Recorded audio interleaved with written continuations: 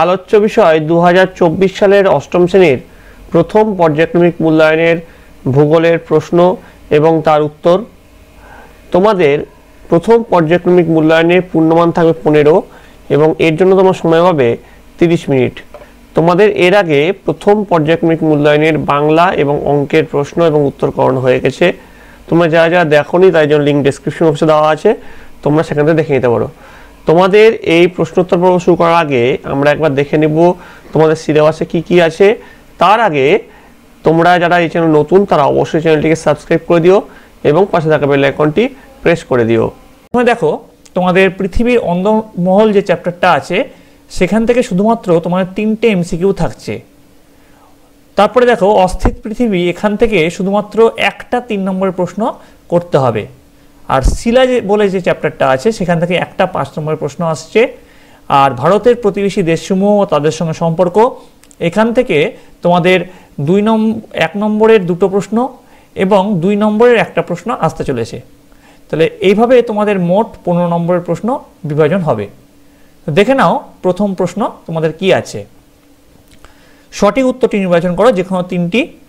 সবচেয়ে দ্রুতগামী ভূমিকম্প তরঙ্গ হলো পি তরঙ্গ, এস তরঙ্গ, এল তরঙ্গ নাকি ডাব্লু তরঙ্গ? উত্তর হবে পি তরঙ্গ।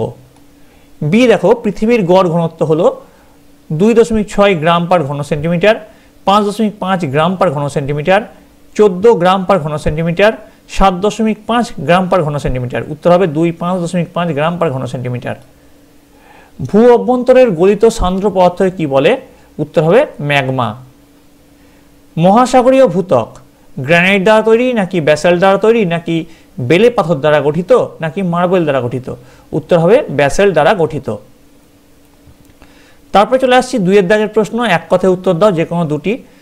প্রতিটি প্রশ্নের মান আছে 1। বাংলাদেশে 2টি গুরুত্বপূর্ণ নদীর নাম লেখো। উত্তর লিখবে মেঘনা ও পদ্মা। তারপরে ভুটানের প্রধান নদীর নাম কি? উত্তর লিখবে মানস। তারপরে ক্যারেজ প্রথা অনুসৃত হয় কোন দেশে? উত্তর লিখবে পাকিস্তানে। 2 নম্বর দেখো শ্রীলঙ্কার প্রধান খনিজ সম্পদ কি? উত্তর লিখবে শ্রীলঙ্কার প্রধান খনিজ সম্পদ হলো গ্রাফাইট। তারপরে 3 দাগের প্রশ্ন দেখো যে কোনো একটি প্রশ্নের উত্তর দাও। প্রতিটি প্রশ্নের মান আছে 2 করে। জলসেচের সুবিধা থাকায় পাকিস্তান কৃষিকাজে উন্নত, ব্যাখ্যা করো। উত্তর লিখবে পাকিস্তানের কৃষিকাজ মূলত জলসেচের উপর নির্ভরশীল। পাকিস্তানের জলসেচ প্রধানত খালের মাধ্যমে হয়ে থাকে। সিন্ধু ও তার উপনদীগুলিতে বাঁধ দিয়ে জলাধার তৈরি করা হয়েছে। জলাধারগুলি থেকে একাধিক সেচ খাল কাটা হয়েছে। পশ্চিমে শুষ্ক অঞ্চলগুলিতে মাটির নিচে সুড়ঙ্গ কেটে ক্যারেজ প্রথার মাধ্যমে কৃষিক্ষেত্রে জল নিয়ে যাওয়া হয়। তারপরের যে প্রশ্ন, বি এর দাগের প্রশ্ন, নেপালের শিল্পের সংক্ষিপ্ত বিবরণ দাও। উত্তর লিখবে নেপালের বৃহত্তম শিল্প হলো পর্যটন শিল্প। এটি বিদেশি মুদ্রা অর্জনের বৃহত্তম উৎস। এছাড়া কাগজ, পাট, চিনি, চর্ম, সুতিবস্ত্র, দেশলাই প্রভৃতি তৈরির কারখানা আছে। তারপরে প্রশ্ন, সার্ক সম্বন্ধে সংক্ষিপ্ত বিবরণ দাও। উত্তর লিখবে ভারত আর প্রতিবেশী দেশগুলি মিলে শান্তি, স্থায়িত্ব ও অর্থনৈতিক প্রগতি এবং বাণিজ্যিক লেনদেন বৃদ্ধির উদ্দেশ্যে যে সংস্থা গঠন করেছে তাকে দক্ষিণ এশীয় আঞ্চলিক সহযোগিতা পরিষদ বা south Asian association for regional cooperation বা সংক্ষেপে সার্ক বলা হয়। তারপরে চলে আসছি পরের প্রশ্ন, 4 দাগের প্রশ্ন। যে কোনো একটি প্রশ্নের উত্তর দাও। প্রতিটি প্রশ্নের মান আছে 3 করে। অগ্নুৎপাতকে ভূগাঠনিক প্রক্রিয়া বলা হয় কেন? উত্তর লিখবে অগ্নুৎপাতের সময় নির্গত লাভা বিস্তীর্ণ অঞ্চলে ছড়িয়ে পড়ে এবং পরে সেগুলি শীতল ও কঠিন হয়ে নানা রকমের ভূমিরূপ সৃষ্টি করে বলে অগ্নুৎপাতকে ভূগাঠনিক প্রক্রিয়া বলা হয়, যেমন লাভা মালভূমি, লাভা সমভূমি, আগ্নেয় পর্বত প্রভৃতি। বি অপসারী পাত সীমানাকে গঠনকারী পাত সীমানা বলা হয় কেন? ব্যাখ্যা করো। উত্তর লিখবে অপসারী পাত সীমানা বরাবর 2টি পাত পরস্পরের থেকে দূরে সরে গেলে মাঝের ফাটল বরাবর অভ্যন্তর থেকে উত্তপ্ত গলিত পদার্থ উঠে এসে শীতল ও কঠিন হয়ে নতুন মহাসাগরীয় ত্বক আর মধ্য সামুদ্রিক শৈলশিরা তৈরি হয়। এই কারণে এই ধরনের অপসারী পাত সীমানাকে গঠনকারী পাত সীমানা বলে। তারপরে পরের দাগের প্রশ্ন, সি দেখো ভূমিকম্পের প্রাকৃতিক কারণগুলি উল্লেখ করো।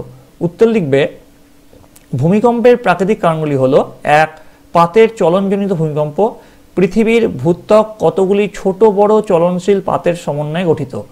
এরকম দুটি পাতের পরস্পরের দিকে বা পরস্পরের বিপরীত দিকে চলনের ফলে পাত সীমান্ত বরাবর ভূমিকম্প হয়ে থাকে। 2. অগ্নুৎপাতজনিত ভূমিকম্প, আগ্নেয়গিরি থেকে অগ্নুৎপাতের সময় ভূমিকম্প অনুভূত হয়। 3. ধস, ভূপৃষ্ঠের উপরিভাগে বৃহত্তর পার্বত্য অঞ্চলে যখন ধস নামে এবং তার ফলে খাড়া ঢাল বরাবর বিশাল পাথরের স্তূপ প্রবল বেগে নিচে পতিত হয়, তখন তার প্রভাবে ভূকম্পন অনুভূত হয়।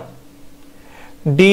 সুনামি কিভাবে সৃষ্টি হয়? উত্তর লিখবে জাপানি শব্দ সুনামি বলতে প্রবল সামুদ্রিক জলোচ্ছ্বাসকে বোঝানো হয়ে থাকে।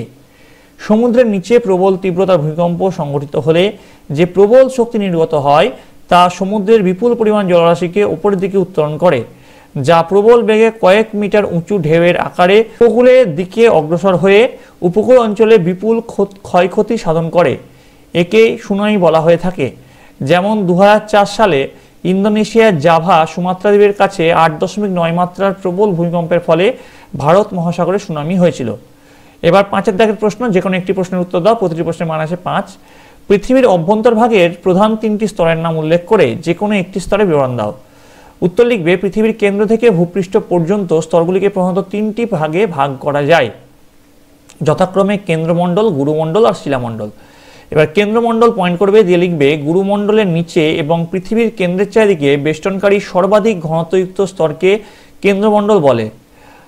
কেন্দ্রমণ্ডলের বৈশিষ্ট্য: গভীরতা, গুরুমণ্ডলের নিচে 2900 কিলোমিটার থেকে পৃথিবীর কেন্দ্র 6370 কিলোমিটার গভীরতা পর্যন্ত কেন্দ্রমণ্ডল বিস্তৃত। এই স্তরটি প্রায় 3470 কিলোমিটার পুরু। উপাদান: এই স্তর অত্যন্ত ভারী নিকেল এবং লোহা দিয়ে গঠিত বলে একে নিফে বলা হয়। নিকেলের নি আর লোহার এফি।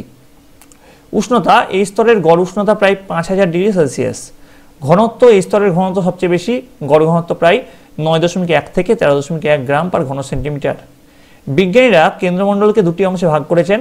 একটা হচ্ছে বহিঃকেন্দ্রমণ্ডল, যেটা 2900 থেকে 5100 কিলোমিটার গভীরতা রয়েছে বহিঃকেন্দ্রমণ্ডল। এর চাপ, তাপ, ঘনত্ব অন্তঃকেন্দ্রমণ্ডলের তুলনায় কম হওয়ায় এখানে পদার্থ অর্ধেক কঠিন অবস্থায় আসে।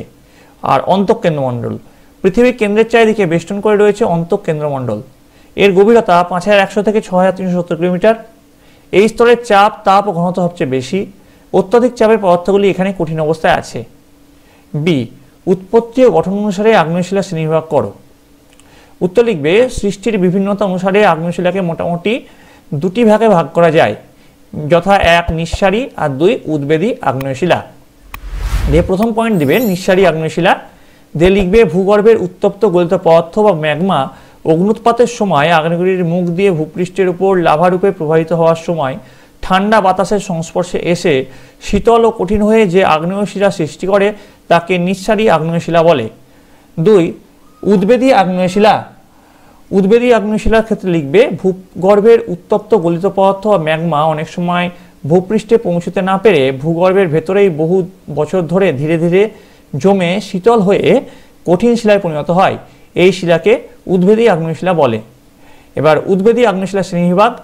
উদ্বেদী শিলা আবার 2 ধরনের হয়, যথাক্রমে 1 পাতালিক আর উপপাতালিক উদ্বেদী শিলা।